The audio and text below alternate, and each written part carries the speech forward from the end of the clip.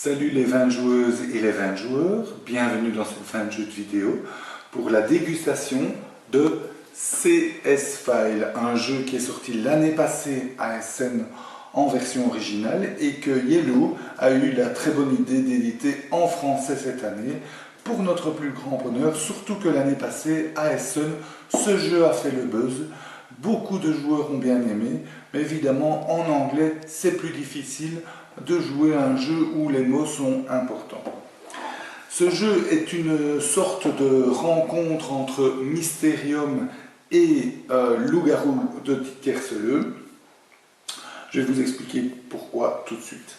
Donc Mysterium parce que il y a un joueur qui joue le médecin légiste et qui va tenter de faire deviner l'objet du crime ainsi que l'indice qui va accuser un joueur aux autres. Et il va tenter de faire deviner ça sans parler, en utilisant uniquement les cartes à sa disposition. Loup-garou parce que chaque joueur reçoit un rôle. Donc il y a dans une partie ici, j'ai mis en place pour une partie à 4 joueurs, il y a un joueur qui est médecin légiste qui tente de faire deviner. Il y aura 2 enquêteurs et le meurtrier. Au plus, on peut jouer à jeu jusqu'à 12 joueurs.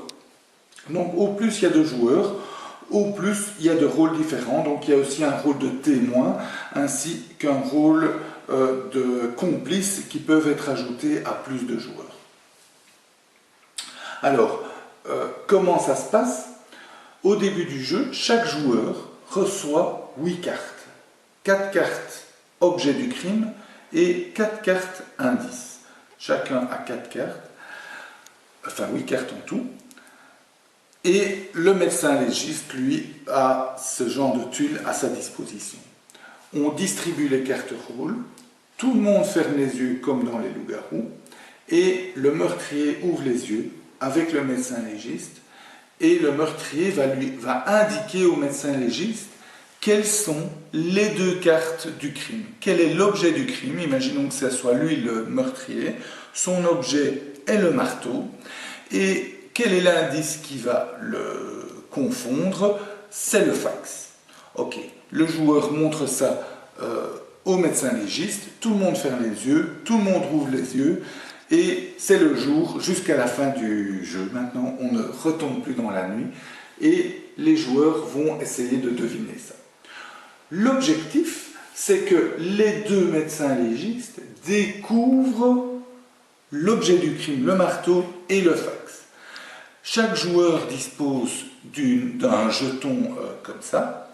Quand un joueur estime avoir trouvé, il dépense ce jeton et il ne l'a plus jusqu'à la fin de la partie. Il le dépense et il va accuser quelqu'un. Il va dire, je pense que c'est ce joueur, le meurtrier par exemple, et qu'il a tué avec une bouteille de vin, évidemment, on est chez 20 jeux, et un t-shirt sale. S'il accuse comme ça, il n'a pas les 2 bons l'objet et l'indice, et donc le jeu continue. Par contre, si quelqu'un accuse cette personne-là d'avoir tué avec le marteau et le fax c'était son indice, si une personne dit bien ces 2 cartes-là, eh bien c'est la fin instantanée du jeu et les enquêteurs ont gagné ainsi que le médecin légiste qui les a fait découvrir. Donc, soit on arrive à la fin du jeu et personne n'a trouvé les deux cartes, c'est le meurtrier qui gagne, soit on trouve exactement les 2 cartes et c'est les enquêteurs et le médecin légiste qui gagnent. Comment ça se passe? Donc le joueur a indiqué au médecin légiste les 2 cartes à faire trouver, et puis le médecin légiste dit à sa disposition ces 6 cartes. En fait, il a la carte cause de la mort à sa disposition, il a 4 cartes lieu du crime, il va en choisir une. Imaginons qu'il choisisse celle-là. Le reste, il doit mettre hors du jeu. Et puis, il va prendre au hasard, parmi un paquet déjà conséquent, 4 tuiles comme ça. Puis, il va les disposer chacune à son tour, lentement. Donc, par exemple, ici, il va se dire je vais essayer de faire découvrir le marteau et il va mettre quelle est la personnalité du meurtrier et il va dire qu'il est puissant. Là-dessus, les joueurs vont discuter entre eux et vont dire tiens mais qu'est-ce qui est puissant? Et vont dire ben, tiens le feu c'est puissant, les produits chimiques sont puissants, chez lui je vois rien qui est puissant, par contre chez lui le fait le chien est puissant et le marteau est puissant. Comme l'enquêteur entend ça discuter comme ça, il se dit tiens je vais encore préciser et je vais mettre que la victime, donc il va ajouter cette tuile et il va dire la victime est défigurée. Là-dessus, il entend les joueurs dire ben voilà, ben, le feu ça défigure, les produits chimiques ça défigure, le chien ça défigure, le marteau ça défigure, chez lui il n'y a rien qui défigure, sauf les ciseaux peut-être, mais ce n'était pas très puissant. Ensuite, le médecin légiste va dire tiens, ben, le lieu du crime c'est une librairie. Alors, les joueurs vont regarder, ils vont dire tiens, un journal intime, ok, il est marqué journal. Il est marqué intime, mais il est marqué surtout journal, donc ça fait quand même très librairie. Bon, il n'y avait pas d'autres éléments, peut-être le tampon, un peu librairie. Chez lui, il n'y a pas grand-chose. Et chez lui, le fax. Le fax, ça fait un peu librairie aussi. Tiens, on avait déjà le chien, le marteau, le fax chez lui, etc., etc. Et donc le médecin légiste va au fur et à mesure apporter de nouveaux éléments pour confondre le meurtrier. À un moment donné, quand il a montré ces 6 tuiles, le jeu s'arrête momentanément et chacun à son tour va avoir l'occasion d'exprimer sa théorie. Donc ça c'est vraiment très chouette dans le jeu parce que contrairement au loup où tout le monde dit un peu, c'est un peu celui qui parle le plus fort qu'on entend, ici on écoute chacun à son tour expliquer ce qu'il pense. Ensuite, le médecin légiste va piocher une nouvelle tuile et va remplacer une tuile existante en se disant tiens celle-là elle n'a pas apporté grand-chose.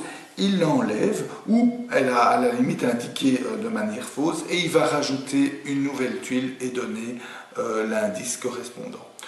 Rebelote, il laisse le temps aux joueurs de discuter un petit peu. Chacun à son tour va pouvoir exprimer son point de vue et puis une dernière fois, il va piocher une nouvelle tuile, va remplacer une tuile existante, laisser aux autres le temps de discuter et puis c'est la fin du jeu. Les joueurs doivent absolument, ils peuvent le faire plus tôt aussi, mais doivent absolument accuser. Soit ils trouvent les 2 bonnes cartes et ils ont gagné, soit ils ne trouvent pas et c'est le meurtrier qui l'emporte.